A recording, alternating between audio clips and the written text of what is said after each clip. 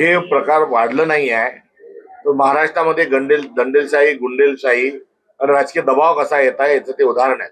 तेव्हा निवडणुका या मोकळ्या वातावरणात फ्री अँड फेअर होत नाहीत असा हा संदर्भ आहे. एका मुख्यमंत्र्याच्या मामे भावानी जैन बोर्डिंगची जमीन पुण्यातली विकली, तर दुसरा मामे भाऊ पुण्यात राहत असताना मतदार यादीमध्ये चिखलदरा या ठिकाणी नाव नोंदवतो, चिखलदऱ्याला जाऊन अर्ज भरतो आणि त्याच्या विरोधातल्या 7ही लोकांना प्रशासनाकरवी आणि मोठ्या प्रलोभनातून आणि धाक दाखवून त्यांचा काल विड्रॉल केला जातो. हे मुख्यमंत्र्याच्या घरातलं एक प्रकरण आहे.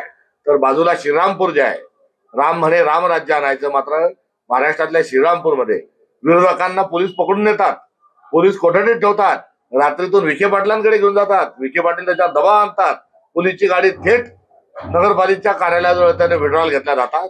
असं आपल्या महाराष्ट्रामध्ये सुरू आहे. तर महाराष्ट्रातली लोकशाही गुंडाळण्याची नांदी या निवडणुकीच्या अनुषंगाने पाहायला येत आहे.